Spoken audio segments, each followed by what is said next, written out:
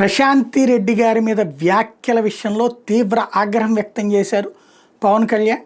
మహిళల వ్యక్తిత్వాన్ని అవహేళన చేస్తూ కించపరిచే వ్యాఖ్యలు చేయడం వైసీపీ నాయకులకు అలవాటుగా మారింది. కోవూరు శాసనసభ్యురాలు శ్రీమతి వేమిరెడ్డి ప్రశాంతి రెడ్డి గారి మీద ఆ నియోజకవర్గ మాజీ ఎమ్మెల్యే చేసిన వ్యాఖ్యలు అభ్యంతరకరమైనవి. ఆ మాటలకు సభ్య సమాజం సిగ్గుపడుతుంది.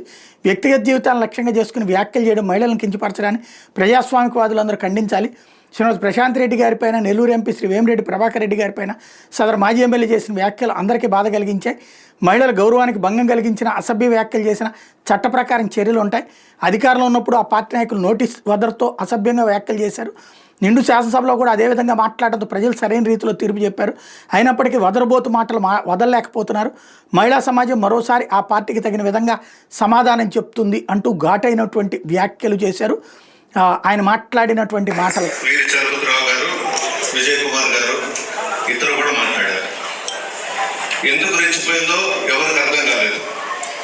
ఎక్కడికి పోయినా మనం చేసిన శాంక్షన్స్ ఇచ్చినటువంటి వర్క్స్ అంతా కూడా మేమే చేసామని చెప్తుంది. సబ్మర్సిబుల్ కాజ్వే జగన్మోహన్ రెడ్డి గారు 93 కోట్లు శాంక్షన్ చేశారు. దానికి శంకుస్థాపన కూడా చేశాం, పని కూడా మొదలు పెట్టాం. ఎలక్షన్స్ వచ్చినాయి, అక్కడికి వెళ్ళింది ఒక 3-4 రోజుల ముందు. ఇదంతా నా కృషి అని చెప్పింది. పడుగుపాడులో రోడ్డు ఒకటి వేయించాం. అనిల్ కుమార్ గారు మినిస్టర్గా ఉన్నప్పుడు మన ఇంటికి వచ్చారు. అన్న, ఇది ఆలోచించండి, పడుగుపాడు రోడ్డు చేస్తే చాలా బాగుంటుంది, రూపురేఖలే మారిపోతాయన్న. అట్లాగే చేయించమన్నాను. చాలా కష్టపడ్డాడు. సెంట్రల్ గవర్నమెంట్ వర్క్ అది. కేంద్రం వాళ్ళు శాంక్షన్ చేశారు. ఢిల్లీ వెళ్ళాడు, ప్రపోజల్స్ ఇక్కడ నుంచి పోయేందుకు చేశాడు. నాకు పేరు రావాలని చెప్పి చాలా కష్టపడి శాంక్షన్ తీసుకొని వస్తే ఆ సెంట్రల్ లైటింగ్ జరిగింది. దానికి ఈ మహాతల్లిని పిలిచారు ఇనాగ్రేషన్కి. అది లాగి ఇది చంద్రబాబు నాయుడు కృషి అని చెప్పింది. సిగ్గుండుదా కొద్దిగా? అక్కడ ఉన్నటువంటి తెలుగుదేశం పార్టీ నాయకులే నవ్వుకుంటున్నారు, పత్రికా విలేకరులు వాళ్ళే నవ్వుకుంటున్నారు. ఏం మాట్లాడుతుందో తెలియదు. ఎవరు రాసిస్తే ఆ స్క్రిప్ట్ చదవడమే, ఆలోచించదు. నేనేం చెప్పాను పత్రికా విలేకరుల సమావేశంలో, రాజకీయం అంటే మామూలు విషయం కాదమ్మా, ఒక అవగాహన తెచ్చుకొని చెయ్యమ్మా అని చెప్పాము. ఆ రోజు చలపతి గారు కానీ విజయ్ కుమార్ గారు కానీ ఎవరు కూడా ఆమెను విమర్శించలేదు. ఆమె చెప్పిన వాటికి మనం కౌంటర్ ఇచ్చాం.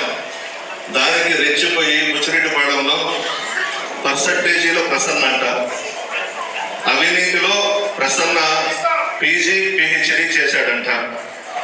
నన్ను భరించలేక నా దగ్గర ఉన్నటువంటి వైఎస్ఆర్ కాంగ్రెస్ పార్టీ నాయకులు నా దగ్గరకు వచ్చారు అని చెప్పింది. ఎవరెవరికి ఎంత డబ్బులు ఇచ్చారో మన దగ్గర ఉంది. ఊరికైనా పోలేదు, వాళ్ళు నా మీద కోపంతో పోలేదు, డబ్బుకి అమ్ముడు పోయినారు. అది కూడా తెలుసు. ఆమె చేతుల మీద కానీ డబ్బు ఇచ్చి వైఎస్ఆర్ కాంగ్రెస్ పార్టీలో ఉన్న సీనియర్ నాయకులందరినీ దగ్గర పెట్టుకునేది. నన్ను భరించలేక మీ నాయకులందరూ నా దగ్గరకు వచ్చారని చెప్పింది. నా సంగతి అందరికీ తెలుసు. చిన్న పిల్లవాడిని కూడా అన్న అని పిలుస్తా, అక్క అని పిలుస్తా, ఆప్యాయంగా దగ్గరగా తీసుకుంటాను. మీరందరూ కూడా మా కుటుంబ సభ్యులే. నల్లపురెడ్డి శ్రీనివాసరెడ్డి గారు 3 సార్లు గెలిచారు, నేను 6 సార్లు గెలిచాను. ఇంచుమించు 9 సార్లు ఎమ్మెల్యేగా గెలిచాను. నేను ఒకటే అడుగుతున్నా, సరే నేను పిహెచ్డీలో అవినీతిని నేర్చుకున్నాను, నీదేంటి తల్లి? రేణుగుంట దగ్గర మెస్లో పిహెచ్డీ నేర్చుకున్నావు. ఇది ఇప్పటిదాకా మాట్లాడిన దాంట్లో ఎక్కడ బూతు లేదు, హుందాగా ఉంది. ఇక్కడి నుంచి బూతు బిగినైంది. తిరుపతిలో పిహెచ్డీ నేర్చుకున్నావు, బెంగళూరులో పిహెచ్డీ చేశావు, హైదరాబాద్లో పిహెచ్డీ చేశావు, మెడ్రాస్లో పిహెచ్డీ చేశావు, చివరకు మాగుంట లేవట్లో కూడా పిహెచ్డీ నేర్చుకున్నావు. ఈ పదాలు విన్నప్పుడు విమర్శక ప్రతి విమర్శ లాగానే ఉంటుంది, కానీ వ్యక్తిత్వ క్యారెక్టర్ అసాసినేషన్గా అనిపిస్తుంది ఇది.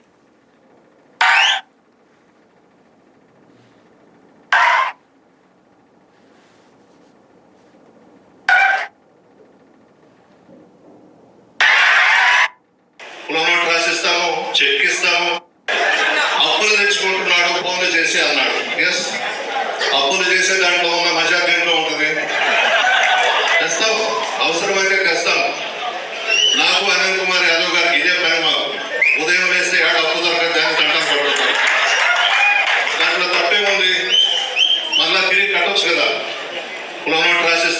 చెక్ ఇస్తాము, అది కూడా మాట్లాడింది ఆ మీటింగ్. ఆఖరాకి వేమిరెడ్డి ప్రభాకర్ రెడ్డి గారిని బ్లాక్మెయిల్ చేసి బెదిరించి పెళ్లి చేసుకునేది. అతను ఒక పిచ్చోడు. ఎందుకు ఈయన చేసుకున్నాడో ఎవరికి అర్థం కాదు. అతను అడిగితే ఆ జిల్లాలో ఎవరో ఒక మంచి కుటుంబంలో ఒక అమ్మాయిని ముక్కుపచ్చలు లేదని అమ్మాయిని ఆయన ఇచ్చి పెళ్లి చేసి ఉండేవాడు. ఈ బోరు బావిలో పడిపోయాడు. ఈ పదాలు సంస్కారహీనతకి పరాకాష్ట పదాలు. దాన్నే ఇప్పుడు పవన్ కళ్యాణ్ ప్రశ్నిస్తోంది.